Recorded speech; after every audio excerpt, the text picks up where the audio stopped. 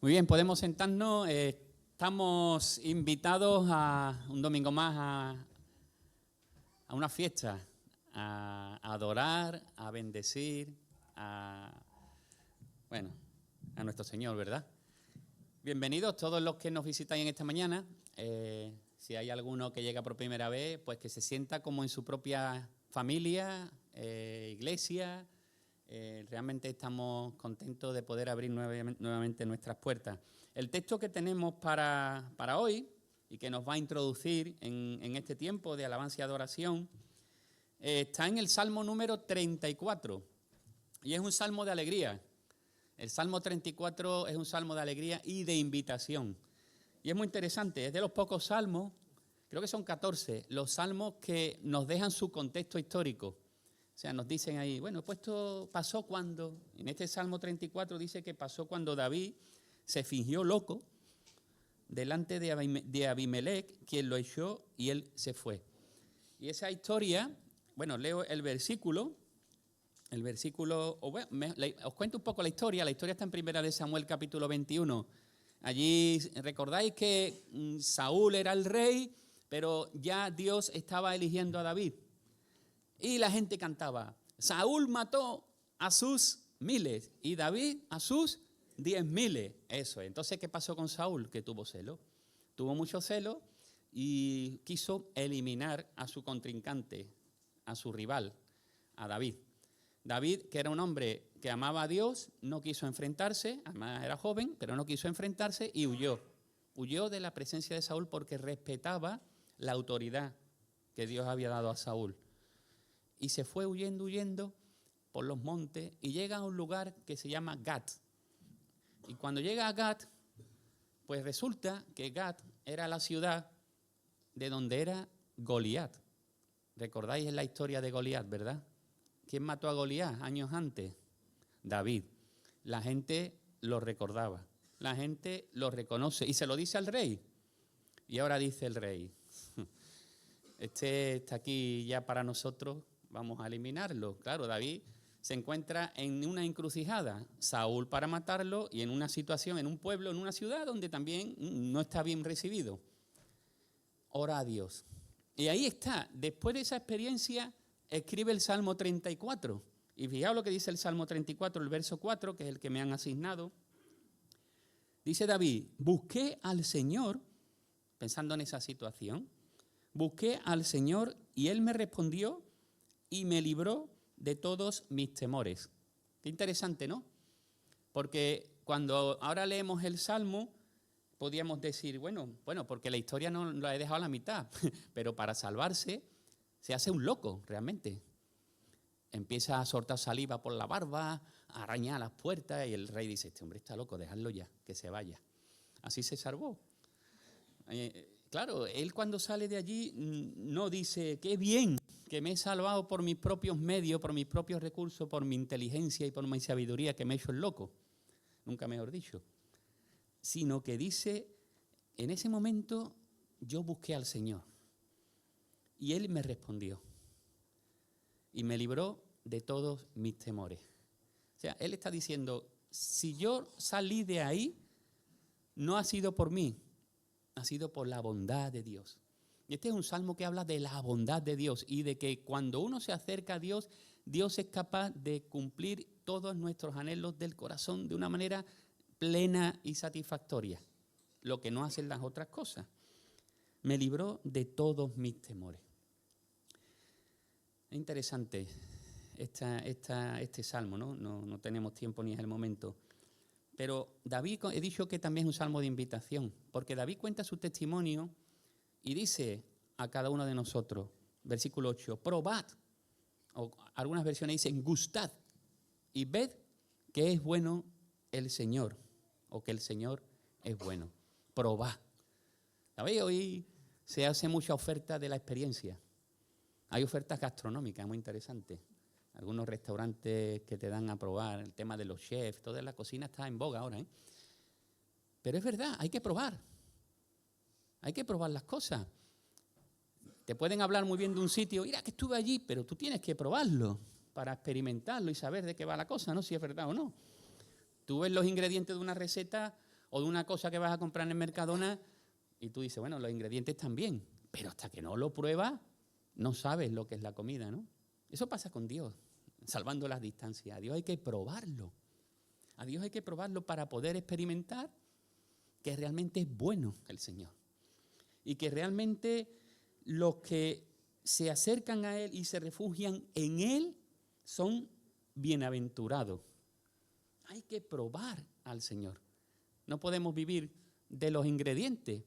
Aquí te damos ingredientes. Posiblemente los domingos, la predicación, va a haber ingredientes, pero tú tienes que probarlo. Y lo que está diciendo David, tienes que probar a Dios tú mismo de manera personal. Y después hay otra invitación en el versículo 3 que dice, engrandeced al Señor conmigo y exaltemos a una su nombre. Así que ahí entra la comunidad. Una vez que hemos probado al Señor, una vez que nosotros experimentamos personalmente que Dios es bueno, que Dios es capaz de satisfacer nuestras necesidades y de trabajar y darnos lo que necesitamos en cualquier circunstancia, solo Él. Una vez que nosotros tenemos esa experiencia, podemos venir aquí ahora y compartir juntos y unirnos juntos y exaltar juntos y hablar de lo bueno que es el Señor. Dice el Salmo, engrandece al Señor conmigo, exaltemos aún a su nombre. Cuando tienes una experiencia personal, tú vienes aquí y si un hermano comparte o una canción o una oración, no te suena extraño, no te quedas ahí en la superficie, qué bonito suena esto, sino que tú ya sabes de lo que se está hablando, ya conoces porque lo has experimentado previamente y entonces puedes gozarte con los demás. Puedes de manera comunitaria ahora entrar en esa sintonía, en esa unanimidad, ¿no?, con el Señor. Y entonces juntos, ¡wow!, darle al Señor la alabanza que Él se merece. Qué bueno, ¿no? Somos invitados. Somos contentos de saber que Dios es bueno. Somos invitados a probarlo cada día. Él dice, alabaré constantemente, comienza el Salmo, dice, bendeciré al Señor en todo tiempo. Continuamente estará su alabanza en mi boca. Continuamente. Porque cada día las misericordias del Señor son nuevas. Buscadme y viviréis. Ese ha sido, el Señor está siempre invitando. Siempre, Jesús lo vemos invitando. La Biblia está llena de invitaciones. Hay que acercarse y probarlo. Y hoy tenemos la oportunidad de juntos compartir y bendecir al Señor como iglesia, como pueblo que experimenta al Señor, que sabe quién es Dios, que conoce a Dios por experiencia, no solo por lo que han dicho. Pues el Señor nos ayude y nos bendiga en esta mañana y juntos podamos disfrutar de la bondad y de la misericordia del Señor. Amén.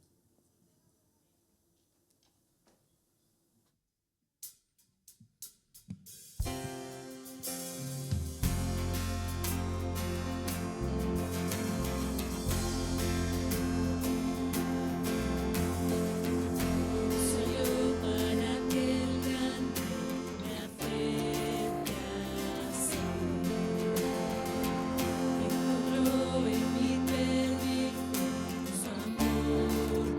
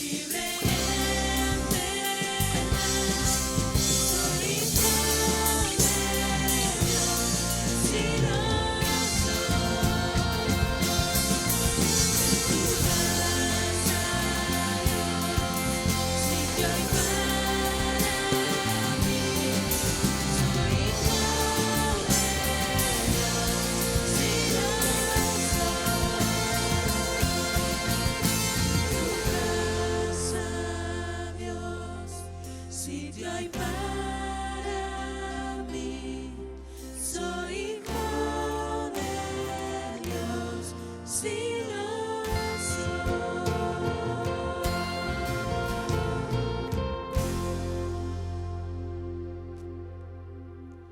Señor, en esta mañana te queremos dar las gracias, Señor. Gracias porque tú nos llevas de la mano, Señor. Gracias porque en ti encontramos refugio, Señor, encontramos amor. Gracias porque hemos sido perdonados, hemos sido liberados, Señor, del pecado, y te agradecemos este tiempo y te agradecemos que podamos ser hechos hijos tuyos, Señor. Y como hijos tuyos que somos, queremos seguir alabándote en esta mañana, adorándote a ti, Señor. En tu nombre. Amén.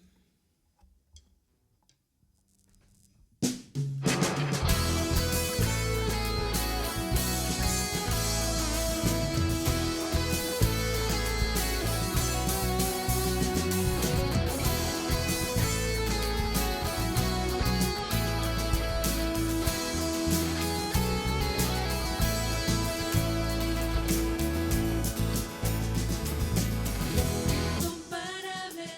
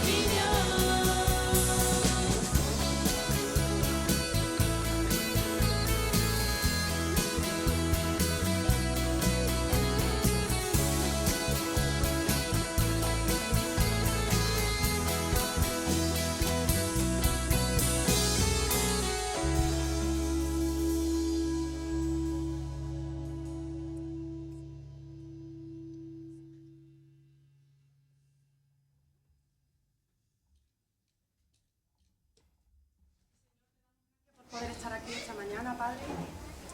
Reconocemos, Señor, y celebramos, Señor, como ya se ha comentado, que eres un Dios fuerte, Señor, que eres un Dios poderoso, Señor, que eres un Dios que sana, que eres un Dios que transforma, que eres un Dios que ama, Señor. Y venimos aquí, Señor, a darte las gracias, Señor, a darte a ti la adoración, a que tú recibas la gloria, Señor, que es solo tuya. Te pedimos también, Señor, por las personas que durante este verano, Señor, los meses de julio y agosto han oído de ti, Señor, las personas que han estado en campamentos, Padre, los niños, los jóvenes, Señor, que han oído tu palabra, que han recibido una semilla, Señor, que tú hagas que eso crezca, Señor, que eso pueda florecer, Señor, que se haga fuerte, Señor, y que pueda dar fruto. Señor, te damos gracias, Señor, por las conversaciones que tú permites que podamos tener con personas que no te conocen, Señor. Y te pedimos, Señor, que tú las bendigas, Señor, que tú bendigas a esas personas, Señor, que tú bendigas esas conversaciones, Padre, y que esas personas, Señor, puedan conocerte, puedan amarte, Señor, y puedan ser amadas, Padre, por un Dios bueno, por un Dios grande, por un Dios poderoso, Señor, y por un Dios único, Señor, y Señor, permanente, Señor. Gracias, Señor. Te lo pedimos en el nombre de tu Hijo Jesús. Amén.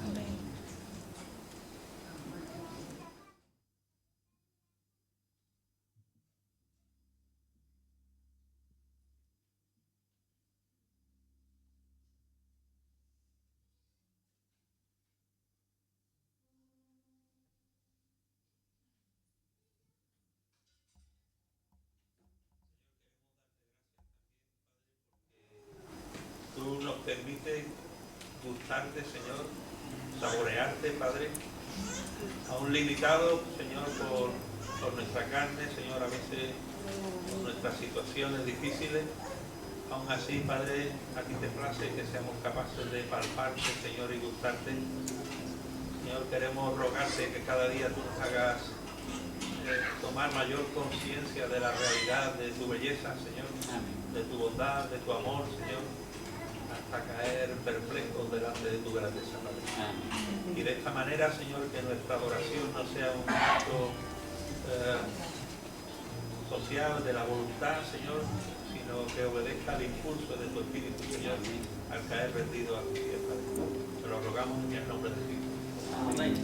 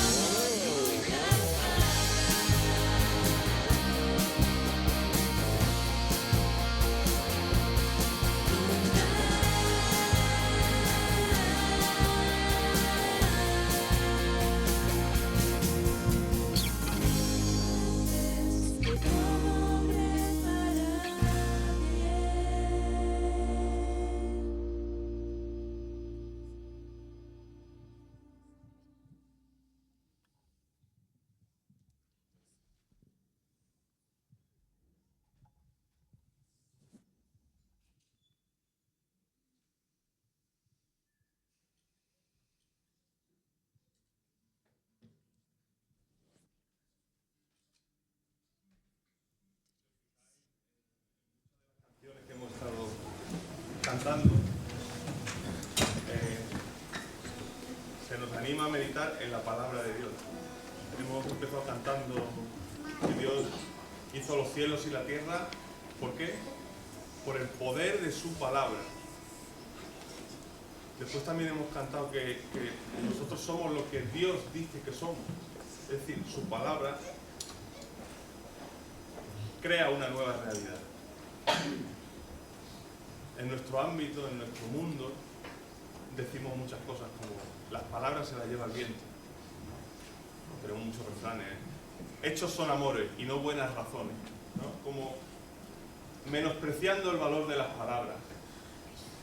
Hacemos bien porque las palabras en boca de hombre tienen el valor justo, que no le podemos dar más valor del necesario, ¿verdad?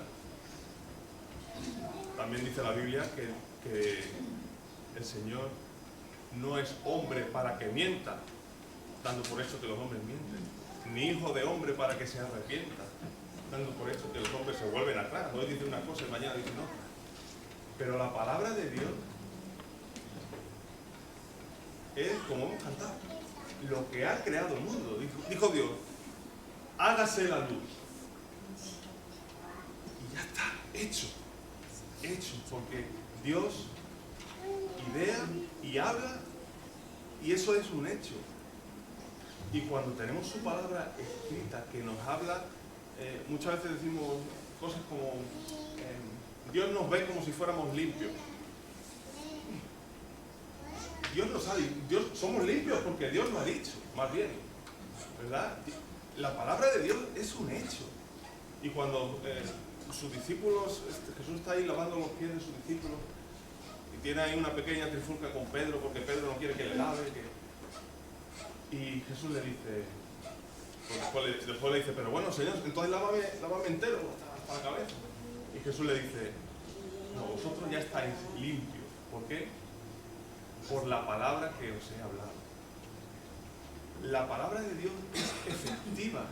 Dice también la Biblia que es como un arma una espada de doble filo, ¿verdad? Que la palabra de Dios crea de la nada, transforma, sana, salva, levanta a los muertos. Y ese centurión romano, cuando se acercó a Jesús y decía, Señor, quiero que sanes a mi siervo, pero no hace falta ni que vengas a mi casa, solamente di la palabra. Y ese hombre romano, el entendimiento que tenía de Dios, no sabemos mucho. Pero bueno, él intuyó, dice, yo tengo gente a mi cargo, y a este digo que vaya, y va. Y él supo reconocer en Jesús la autoridad divina, de que Jesús habla y eso se cumple. Entonces, recibamos con fe la palabra de Dios, porque es un hecho. Igual que tenemos la luz por su palabra, tenemos el perdón por su palabra, tenemos la redención absoluta por su palabra, y somos santos, somos limpios, somos nuevas criaturas por la palabra que Él nos ha hablado, y por esa palabra que se hizo carne, y digamos que en su propia carne cumplió toda la palabra que Él mismo había prescrito, ¿no? Había hablado con anterioridad desde antiguo. Demos gracias al Señor por su palabra. Acerquémonos a Él con fe, sabiendo que Él es galardonador de los que le buscan, que Él premia a los que se acercan a Él con fe. Bendito sea su nombre.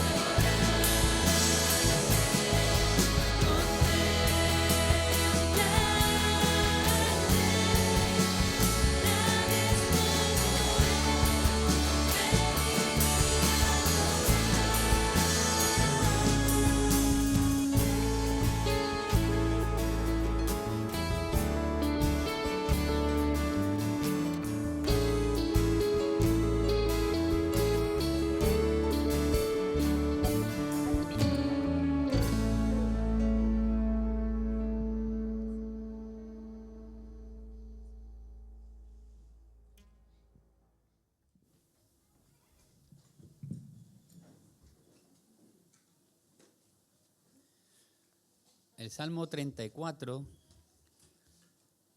conecta muy bien con la cruz, porque es un salmo de provisión y de salvación. Dios salvó a David en esta circunstancia, le libró de todos sus temores. En la cruz, Dios nos salva de el mayor miedo, el mayor de los temores, que es la muerte, el juicio, la condenación, incluso temores internos, no solo del exterior, que son muchas veces peores que los temores externos. En la cruz, Cristo clavó nuestros pecados y ahí tenemos la salvación, y ahí podemos ver y podemos ahora gustar esa salvación nosotros, ¿no? Por el amor que Dios tuvo por nosotros. Ha sido demostrado en la cruz de Cristo. Así que termina el Salmo diciendo: el Señor redime el alma de sus siervos y no será condenado ninguno de los que en Él se refugian. Si hemos venido a Cristo por la fe, si lo hemos recibido en nuestro corazón, si Él es ahora nuestro Señor, nuestro Salvador, somos parte de su pueblo, de su iglesia. Estamos unidos a Él por el Espíritu Santo. Y ahora tenemos la posibilidad de seguir adorándole, disfrutando de esta realidad, pues tomando del pan y del vino. El Señor pues nos dejó estos elementos sencillos para que pudiésemos recordar, hacer presente en este momento la realidad de que Cristo murió por nosotros, el sustituto perfecto, para que nosotros pudiésemos tener paz con Dios. Así que es algo magnífico, ¿no? Somos privilegiados realmente.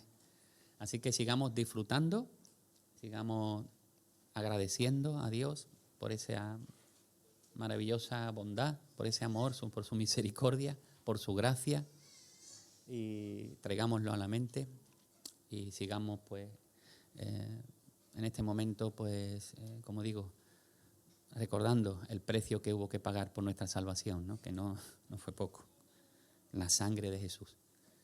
Pues vamos a participar entonces, y aquellos que han creído en Jesús, que lo han manifestado, bautizándose, han dado fe pública de testimonio de su fe, pues igualmente pueden participar en este momento con cada uno de nosotros. Los hermanos.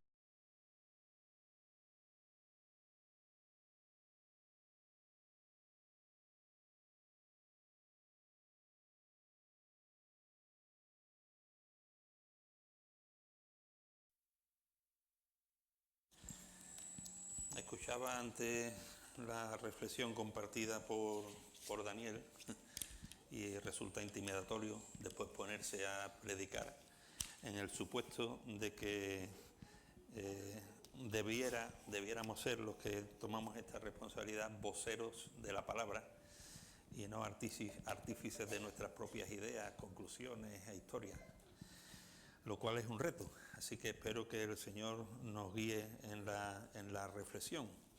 Y quiero empezar sugiriendo una regresión en el tiempo comunitaria. No viene en la palabra, es broma lo de la regresión, pero sí la imaginación. Quiero que nos desplacemos en el tiempo a una fecha, el 19 de julio del año 74, no de 1974, sino del 74. ¿Sabéis lo que pasó ese día? Bueno que no lo sepáis, porque entonces le quita la sorpresa. Bueno, en ese día comienza un gran incendio en Roma, ¿vale? 6 días y 6 noches, la ciudad de Roma es devastada por un fuego que llega a consumir las 3/4 partes de la ciudad, de una manera devastadora. No se sabe con certeza qué ocurrió o qué es lo que inició ese fuego. Algunos historiadores lo atribuyen directamente a Nerón en sus historias raras y su cabeza dislocada. otros no están de acuerdo con eso. Lo que sí es cierto que Nerón disfrutó de la catástrofe y después, posteriormente, se aprovechó de la devastación inmobiliaria de entonces para darle forma a la Roma que en parte conocemos hoy, ¿no? Se aprovechó de esta situación. Pero sí que es cierto también que Nerón, cuando vio que los ciudadanos de Roma se volvían contra él de una manera como nunca había visto, se asustó. Y ya sabéis que en este miedo estableció y apuntó como culpables delante de la ciudadanía romana a los creyentes, a los cristianos de la época, esta secta rara que estaba invadiendo Roma, y él mismo, para congraciarse a aquellos sufridores del incendio, se le ocurrió iniciar una persecución brutal contra los cristianos en la ciudad de Roma. Hay un historiador, Tácito, cuyo libro lo tenéis ahí en la biblioteca, que escribe en una de sus obras, cómo se implementó esta venganza auspiciada por Nerón contra los cristianos, y escribe describiendo lo sucedido en aquel entonces de esta manera en su libro Anales de la Historia. Dice: se les hizo objeto de burla. Bueno, cosa liviana en principio. Además de sacrificarlos, la cosa se complica. ¿Cómo llevaron adelante este sacrificio? Dice: los cubrían con pieles de animales para entregarlos a ser devorados por perros furiosos. Y además los crucificaban. Y otros fueron quemados como antorchas humanas, empapadas en brea e incendiadas, para iluminar los jardines de Nerón en espectáculos nocturnos.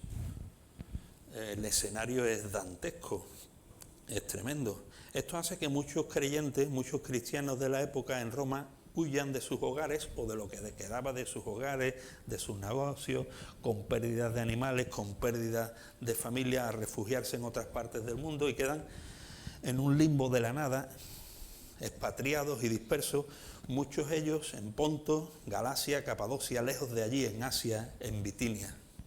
Imagina por un momento, si has conectado con esta imagen, que tienes la oportunidad y la responsabilidad de dirigirte a estos hermanos sufrientes. Han perdido todo lo que tienen, han perdido hijos, padres, familia, están en la nada, expatriados, dispersos, con un horizonte absolutamente oscuro delante de ellos, y tú tienes la responsabilidad de escribirles algo. ¿Qué les dirías? ¿Qué les escribirías? ¿Tendrías quizás palabras? ¿Cuáles serían las palabras que buscarías para fortalecer sus corazones viendo la injusticia que están sufriendo? Bueno, este dilema que te presento es el dilema que tuvo Pedro cuando escribe su primera carta. Este es el espectáculo dantesco que tiene en su mente y que alumbra su corazón. Hermanos sufrientes de un auténtico holocausto. Y tiene la responsabilidad de escribirles, y seguro que él se decía lo mismo. ¿Qué les digo?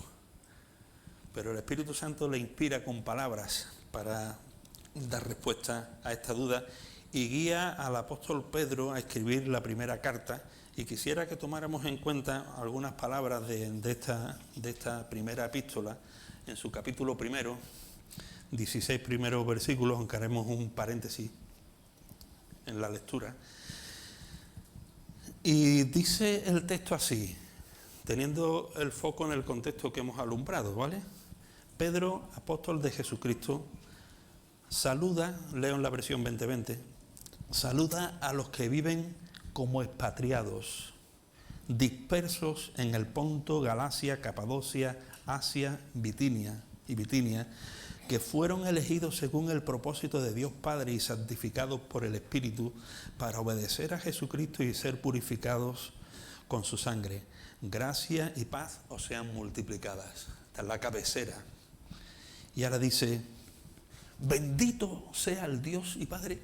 Qué forma más curiosa, ¿verdad?, de empezar.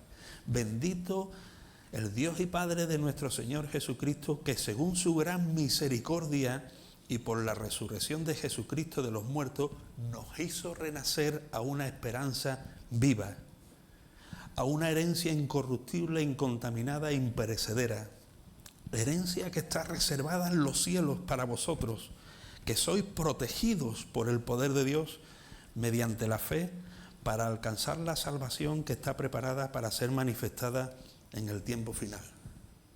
Punto y aparte. Y sigue.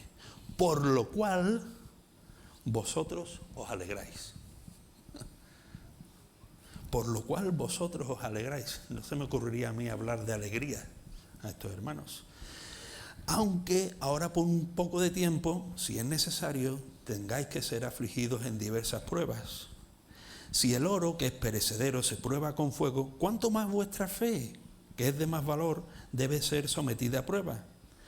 Así, al ser probada, vuestra fe se convertirá en motivo de alabanza, gloria y honra cuando sea manifestado Jesucristo. Vosotros que lo amáis sin haberlo visto y que creéis en Él, aunque ahora no lo veáis, os alegráis con gozo inefable y glorioso, pues estáis alcanzando la meta de vuestra fe, que es la salvación de vuestras almas. Pasamos al versículo 13, el 10 es un paréntesis aclaratorio. Por tanto, consecuencia de lo anterior, estad firmes, siempre alerta, sed sobrios y esperad por completo en la gracia que recibiréis cuando Jesucristo sea manifestado. Como hijos obedientes, no os conforméis a los deseos que antes teníais cuando estabais en vuestra ignorancia. Al contrario, así como aquel que os llamó es santo, sed también vosotros santos en toda vuestra manera de vivir. Porque escrito está, sed santos porque yo soy santo. Yo no hubiera afirmado estas palabras, no se me hubiera ocurrido, pero el Espíritu Santo inspira al apóstol Pedro para escribir a estos hermanos sufrientes de esta manera. Y quisiera reflexionar en este contenido bajo el título Aliento al ver lo invisible, aliento al ser capaces y capacitados para ver lo invisible. Es decir, la suficiencia de lo que no se ve, de lo que no vemos, frente al sufrimiento que padecemos o podemos padecer en el hoy y en el ahora. Es decir, reflexionar en cuanto a cómo una mirada al futuro que no vemos es pertinente y es el aliento que alimenta o nos alimenta hoy en medio de lo que vemos, vivimos y aún sufrimos. Y verlo desde 4 aspectos con carácter piramidal, ¿vale? Empezando por el de abajo. O sea, el sustento de este aliento se implementa, en primer lugar, en la realidad de una herencia invisible. En segundo lugar, una esperanza vivificante. Sobre esta esperanza vivificante y herencia invisible se sucede un gozo fortalecedor y acaba con una santificación natural. Esta imagen tiene que ver con un proceso, ¿vale? Cada paso es un escalón que se sustenta en el anterior.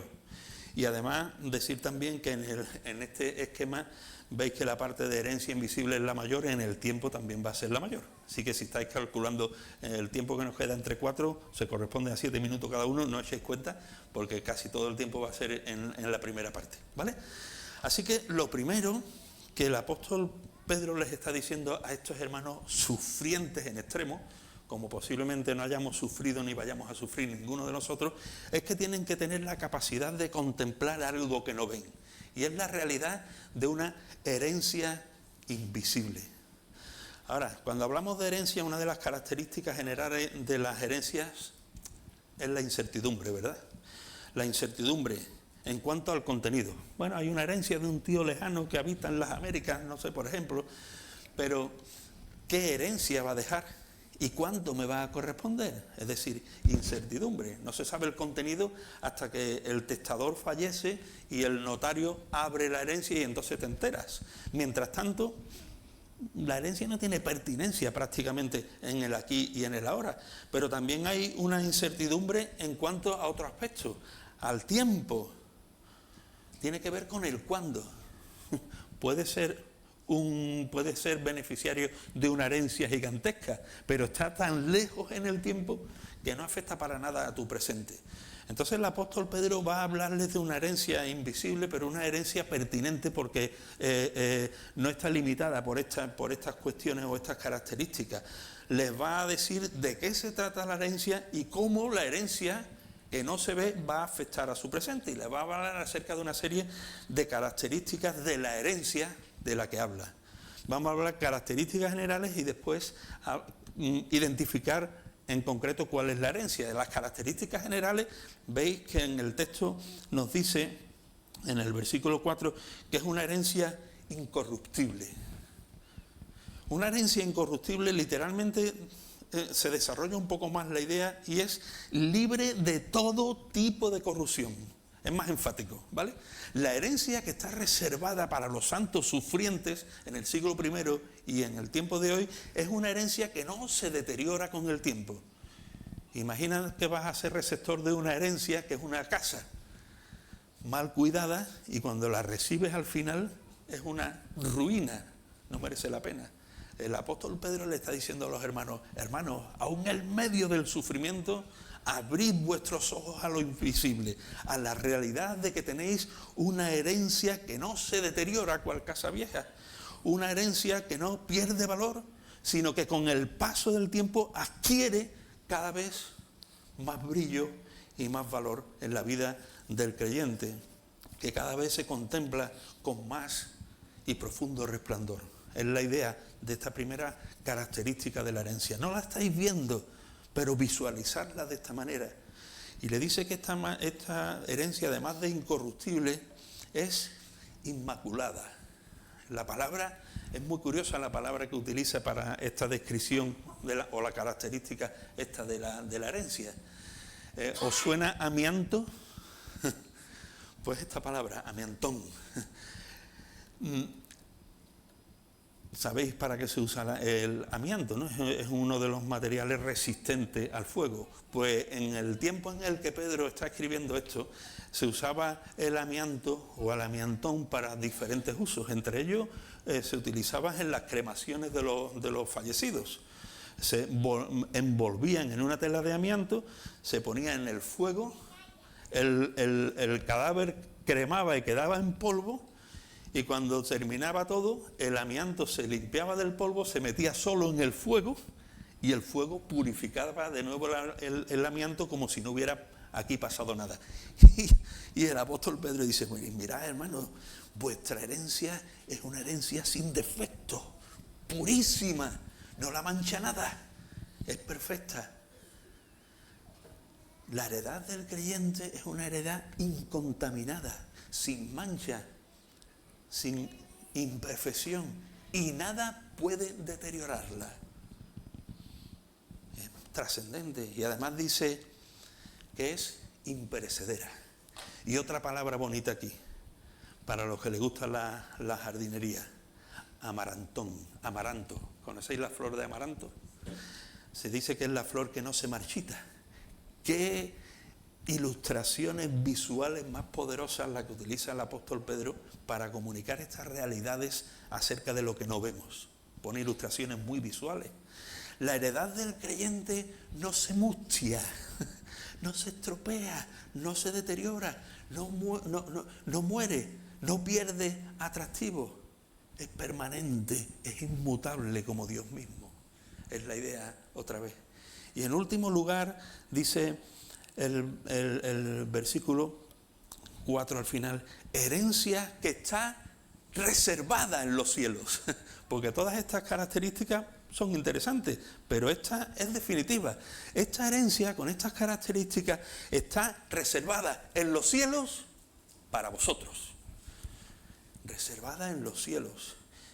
Y esta palabra reservada expresa la idea de que está puesta a buen recaudo, en las manos todopoderosas de Dios, de tal manera que es una herencia garantizada por las manos de Dios. Y el apóstol Pedro está queriendo introducir esta imagen poderosa en aquellos que están sufriendo, para que tomen aliento sus corazones en medio del sufrimiento, aunque sea el aliento de ver a aquellos que no contemplan. Ahora, ¿qué herencia es esta? Porque se han dado con estas palabras algunas características de la herencia, pero ¿cuál es la herencia o la esencia al menos de la herencia? Propongo, hermanos, que la esencia de la herencia es algo que veíamos hace algunos meses. Es una idea un poco diferente. Es la inmersión definitiva y pura en la presencia de Dios. La inmersión en la presencia de Dios. Es decir, que sus herederos habiten en Él. Y esta idea me parece muy interesante de que la asumamos en su contenido. Mirad, en Juan capítulo 4, versículo 13, encontramos estas palabras de Jesús. Dice, y si me fuere y os prepararé lugar, vendré otra vez.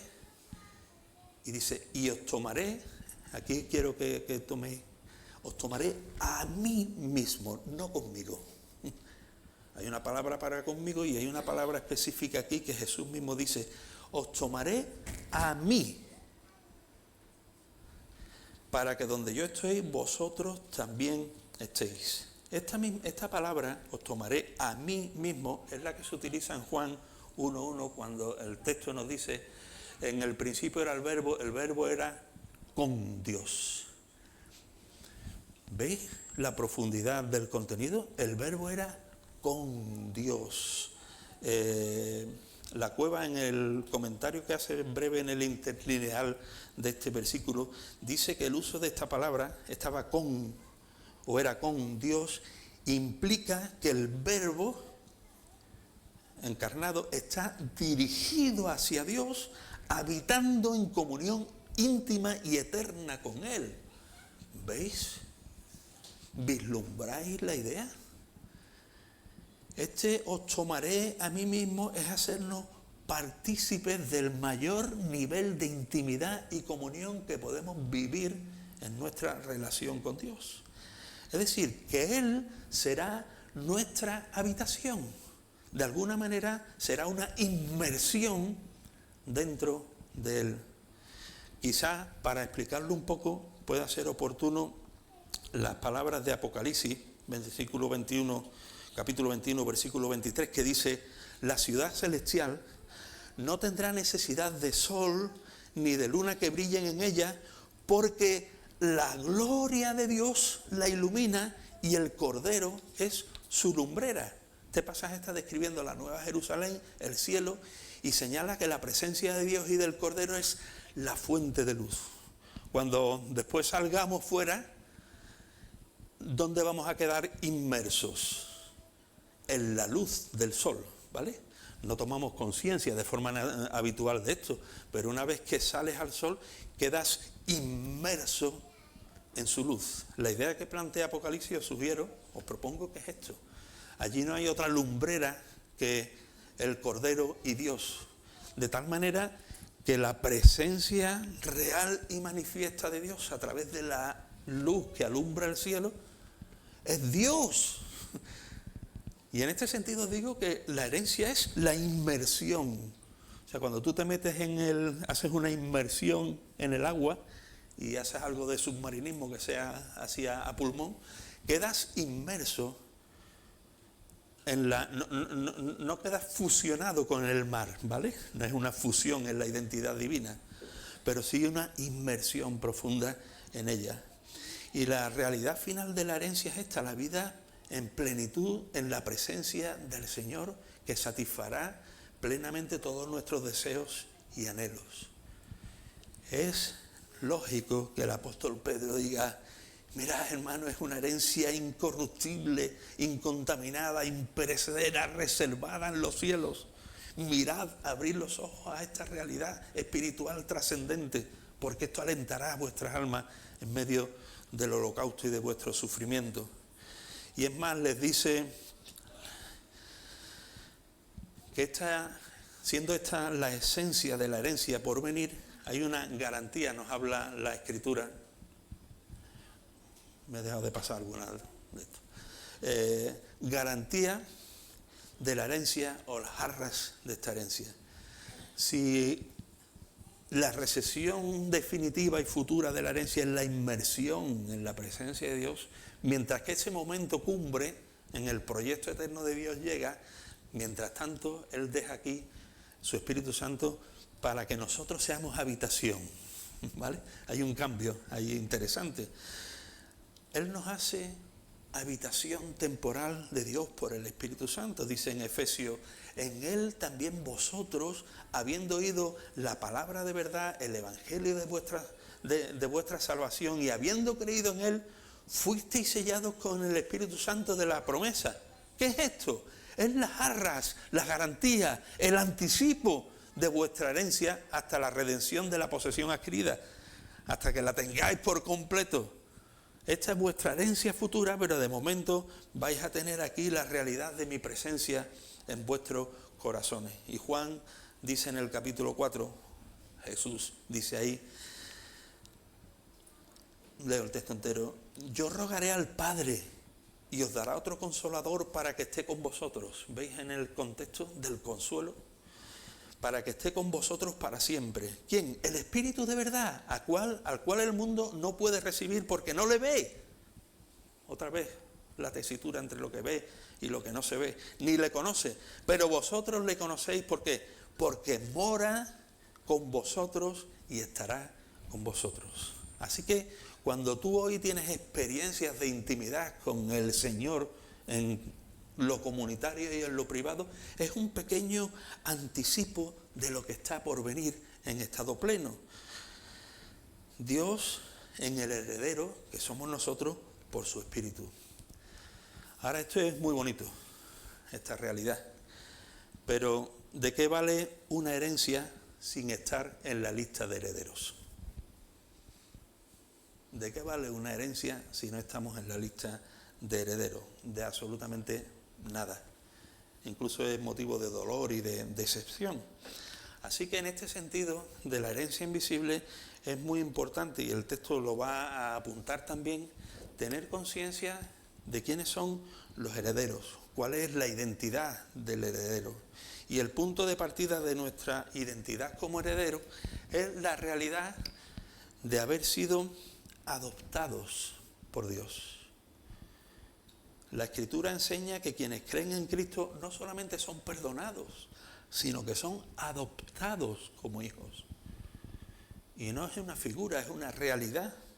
Dice en Juan 1:15, mas a todos los que le recibieron. Esto lo conocemos de memoria, ahora cerramos los ojos y los decimos, pero interioriza estas palabras. A todos los que le recibieron, a los que creen en su nombre, les dio potestad de ser hechos hijos de Dios.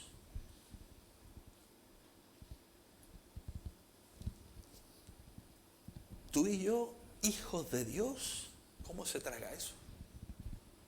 Del Dios eterno, del Dios que es espíritu, que el universo entero no lo puede contener en su grandeza, que se manifiesta para que medio lo entendamos en el tiempo y en el espacio del hombre a través de Jesús.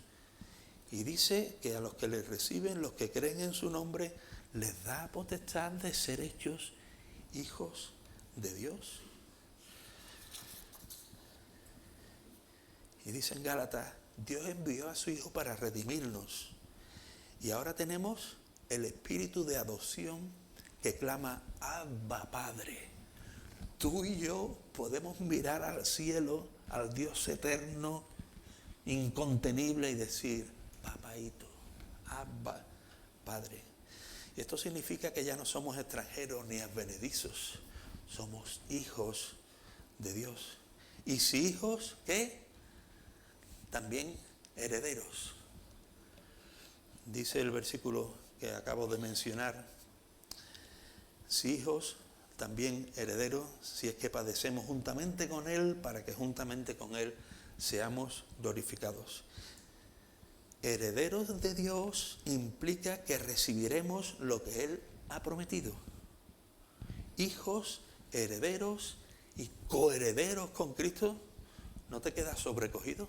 Hijo de Dios, heredero de Dios, coheredero con Cristo. Dice coherederos con Cristo. Ser coherederos significa que compartimos con Cristo la herencia. ¿Qué significa esto? Que lo que Cristo posee por derecho eterno, lo posees tú y lo poseo yo. ¿Cómo puede ser esto? Coherederos con Cristo. Y además, en el versículo 4 dice, esta herencia está reservada en los cielos. Porque fijaos, aunque esta herencia sea tan grande y seamos hijos, herederos y coherederos, si no hay alguien que guarde todo esto, no vale para nada tampoco. Así que somos protegidos por Dios. La herencia, dice el versículo, está reservada en los cielos para vosotros. ¿Para vosotros qué? Que sois guardados. O sea, no solamente la herencia está a buen recaudo, sino que tú y yo, como hijos, herederos y coherederos, estamos protegidos por Dios. Es la cuadratura del círculo, hermano. Y aquí utiliza el apóstol Pedro cuando dice protegidos por el poder de Dios. Hay diferentes palabras que podía utilizar, pero utiliza un término militar de los más extremos. Rodeados de una guardia para la protección absoluta. Lo perdemos el sentido cuando vemos solamente es protegido. No. Es una guardia especial que se preocupa por guardar hasta lo sumo lo que está protegiendo. Es decir, hijos, herederos, coherederos, protegidos y guardados por Dios para alcanzar la herencia. La herencia está protegida y los herederos estamos protegidos. Aunque nos hayan puesto una piel de cabra y nos haya devorado el brazo un perro salvaje. Protegido la herencia, protegido el heredero. Ahora, ¿qué ocurre cuando tú y yo y los primeros receptores somos capaces de ver esta realidad que es invisible? Pues que aparece la realidad de una esperanza vivificante, esperanza, que hace al apóstol Pedro gritar, entre comillas, de esta manera: bendito sea el Dios y Padre de nuestro Señor Jesucristo, que según su gracia, su gran misericordia y para la resurrección de Jesucristo, nos hizo renacer a una esperanza viva, a una herencia, ya sigue pero este es el inicio. ¿Dónde se fundamenta entonces la realidad de tener una herencia guardada por Dios y que nosotros seamos guardados por Dios y que esto traiga esperanza en medio de la tribulación más extraordinaria? Se basa en la realidad del carácter de Dios, que es inmutable. Dice, según su gran misericordia. Podemos estar tranquilos, nuestra herencia que no se ve está en buenas manos. Nosotros estamos en buenas manos, porque no depende de nosotros mismos, sino del carácter misericordioso e inmutable de Dios. Samuel Pérez Millo dice, la misericordia es el amor motivado por la miseria del que se ama. A Dios le motiva nuestra miseria, nuestra debilidad. Su misericordia no tiene origen en algo que nosotros hagamos o merezcamos. Fluye de su propio carácter. Y Él nos rodea con esa misericordia. Y esto, lógicamente, ¿qué hace? Trae esperanza, hermanos. En medio del dolor y del sufrimiento. Contemplar nuestra herencia trae esperanza. Porque se sustenta en el carácter inmutable, compasivo y misericordioso de Dios. No en ti ni en mí. Y además dice el texto, o habla el texto de la resurrección de Jesucristo. No solamente el carácter de Dios, sino el poder de Dios. Porque yo puedo ser muy bueno, pero no tener el poder para ejercer bondad. Pero aquí estamos hablando de las dos caras de la misma moneda. La esperanza viva y vivificadora que trae a nosotros contemplar estas cuestiones invisibles se sustentan en el carácter de Dios y en el poder de Dios. Jesús dice, yo soy la resurrección y la vida. El que cree en mí, aunque esté muerto, vivirá. Y todo aquel que vive y cree en mí no morirá eternamente. Así que la cuestión es esta. Tenemos una herencia incorruptible, inmaculada, imperecedera, reservada en los cielos, y esto ha de hacer renacer en nosotros una esperanza viva que se sustenta en la gracia del Señor, su misericordia y su poder. Y cuando somos capaces de articular estos contenidos y tomar profunda conciencia de estas realidades invisibles, esto trae consigo una forma diferente de mirar a la prueba. ¿Veis cómo todo casa? Cuando esto que contemplamos es una realidad en nosotros, somos capaces de, como dice el versículo 6, tomar conciencia de que la prueba es temporal. Dice, por lo cual vosotros os alegráis, aunque ahora por un poco de tiempo tengáis que ser probados.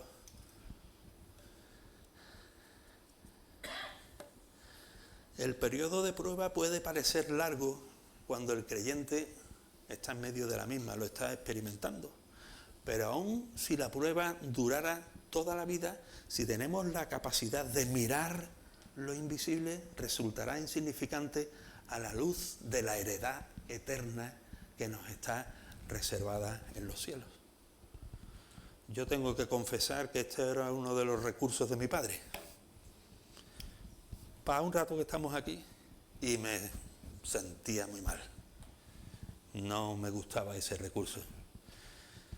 Pero seguramente él estaba en una dimensión que veía lo invisible y yo no lo estaba viendo. Cuando somos capaces de contemplar nuestra inmersión eterna en la presencia del Señor, todo esto cambia.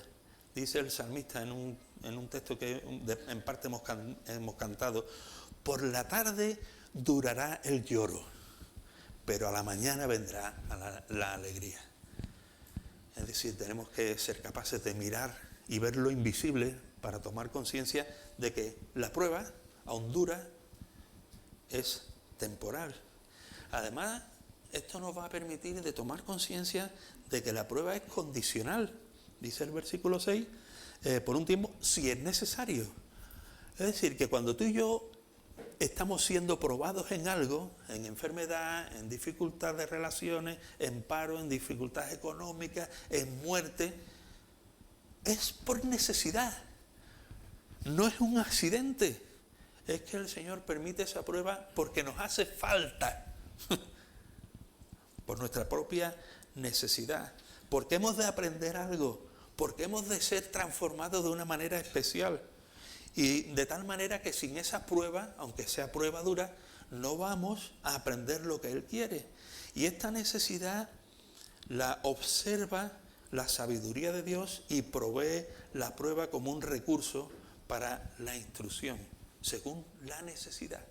Así que te encuentres en la prueba que te encuentres, nos encontremos en la prueba que nos encontremos, si tenemos una mirada hacia lo invisible, hemos de decir, ¿qué necesidad está intentando Dios solventar en mi vida a través de esta prueba? ¿Por qué? Porque si ha llegado es porque es necesaria. Eso lo cambia todo. Eso lo cambia todo. Además, si somos capaces de mirar de esta manera, viendo que el objetivo es transformarnos a la imagen de Jesús, veremos cómo tiene sentido también la siguiente característica de la prueba. Dice, diversas pruebas. Pongo ahí la palabra específica. Literalmente, la raíz de esta palabra es policromía, de muchos colores. Diversas pruebas, pruebas de muchos colores. Yo me imagino al pintor que tiene su paleta con un montón de colores, está haciendo su obra maestra, está mezclando y escogiendo cada color, y cada color tiene sentido una vez que lo pone en el cuadro general. ¿Me explico? Si hay una parte que tiene que ir en amarillo y pone negro, rompe la obra, la destruye. Así que la prueba que tú estás sufriendo es específica, es del color concreto y exacto que Dios ha traído para hacer de ti una obra perfecta. Es el color que necesita pintar en ti para que te parezcas más a Jesús. Y a ti te va a probar de una manera y a mí de otra. Porque yo necesito unos colores y tú otros. Pero esto es imposible de percibirlo y asumirlo sin tener la capacidad de ver lo invisible. Que Dios está ahí detrás, pintando con el color exacto y el trazo necesario lo que tiene que pintar en tu vida y en mi vida. ¿Por qué? Porque todo, dice el versículo 7, es intencional, no es accidental, ¿vale?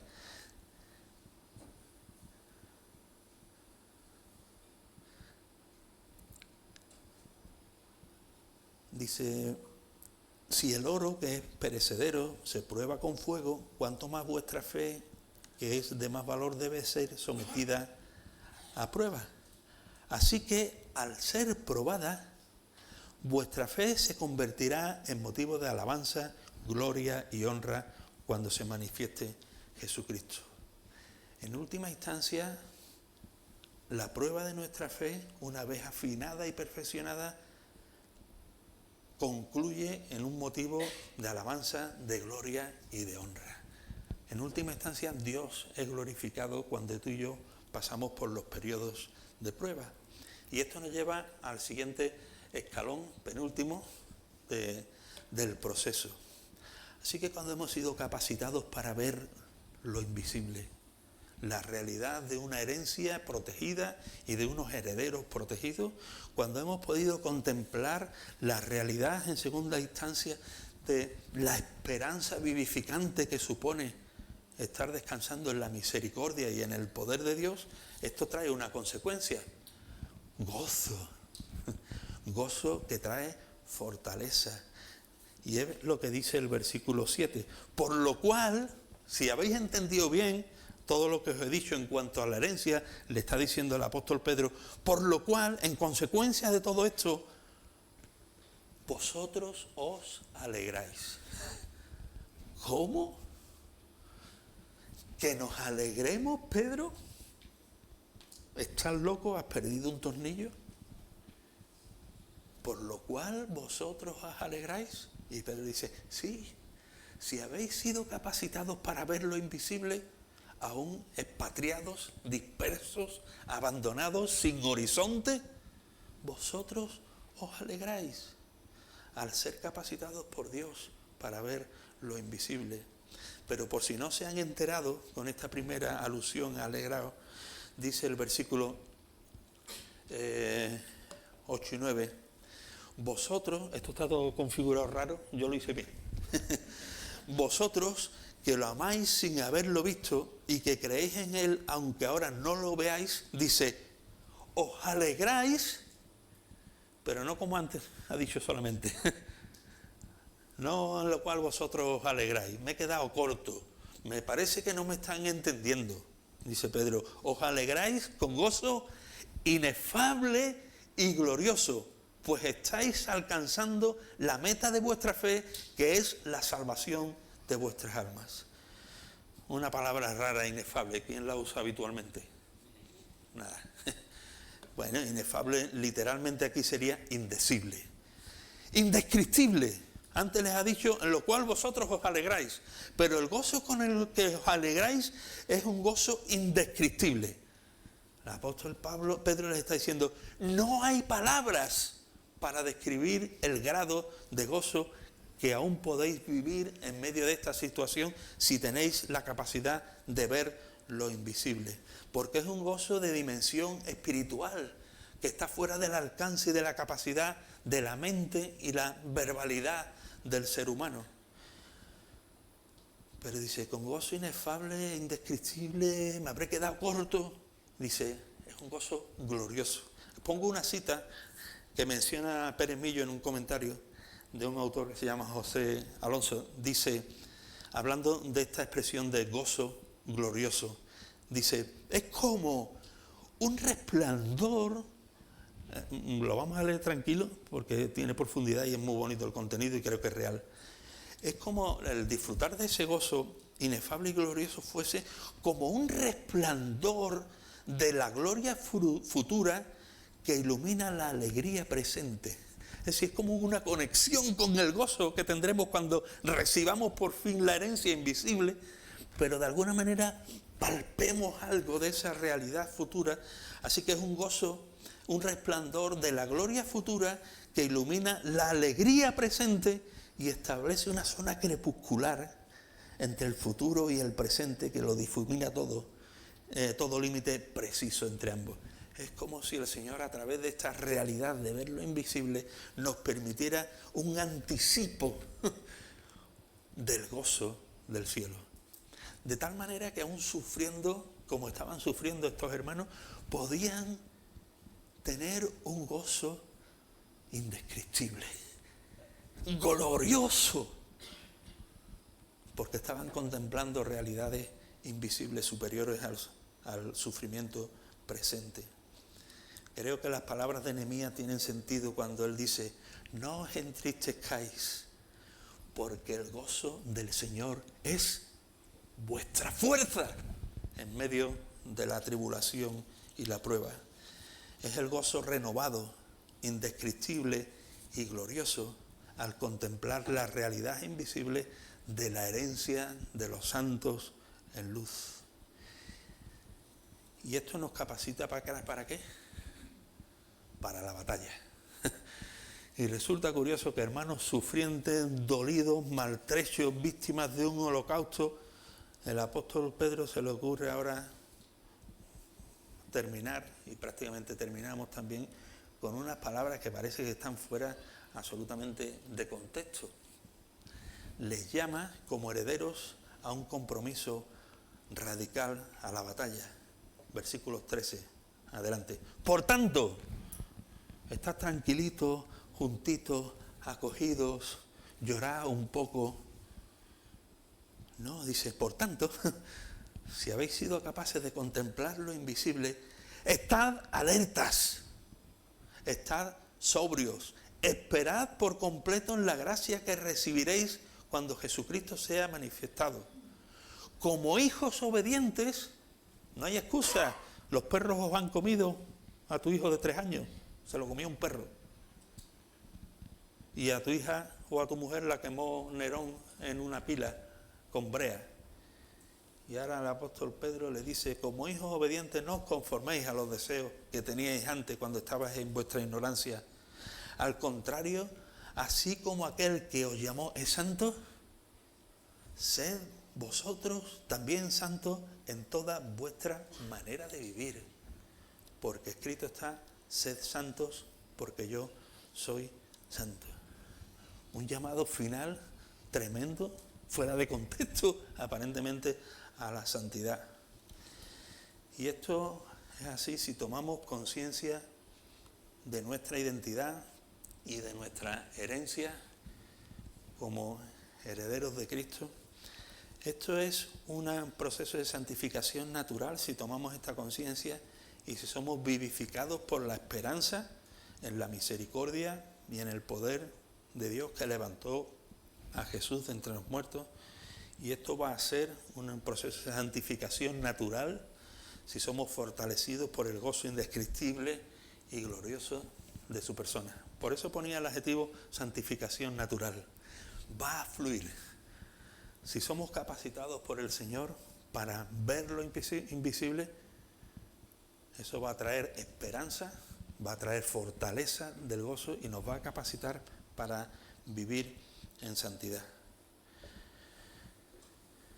Os dejo con unos últimos versículos en Colosenses que dice, si pues habéis resucitado con Cristo, buscad las cosas de arriba, las que no se ven, donde está Cristo sentado a la diestra de Dios.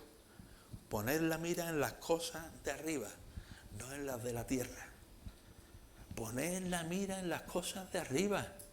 no en las de la tierra. Perdemos tiempo en nuestros negocios, en nuestros estudios, en nuestros proyectos, en nuestras cosas de la tierra. Perdemos el tiempo, la energía, el dinero, nuestro compromiso en lo que se ve, que se va a quedar aquí, por muy grande que sea. Y perdemos de vista la herencia eterna, que no se ve. Así que pongamos la vista en las cosas de arriba y no en las de la tierra. Que así sea. Señor, reconocemos nuestra ceguera en la manera, Señor, en que transitamos la vida, Señor, con nuestros ojos puestos en las realidades que se ven, Señor, en nuestro pequeño microcosmos, micromundo, Señor, puramente terrenal, con aspiraciones, proyectos y miedos y temores, Señor, que obedecen a tener una vista realmente atrofiada, Padre. Ayúdanos a contemplarte a ti, Señor, a poner nuestra vista en lo que no se ve, en tu reino, en tu herencia, en tu persona, Señor. Tú mismo como Dios eres espíritu y nadie te ha visto jamás, Padre. Señor, permite que pongamos nuestra vista en Cristo Jesús, Señor, el autor y consumador de la fe, Señor, el autor de nuestra salvación, Padre, el ejemplo a seguir. Ayúdanos, Señor, a mirar lo invisible, Señor, para ser capacitados por ti, Señor, a través de la esperanza, a vivir de una manera diferente, Padre. Te rogamos esto, Señor, y que tú sigas hablando por tu Espíritu, Señor, y trabajando en nuestros corazones en esta reflexión, Padre, de tu palabra, para que tú recibas finalmente gloria, honra y alabanza, Señor, a través de nuestras vidas. Te lo rogamos en el nombre de tu Hijo Jesucristo.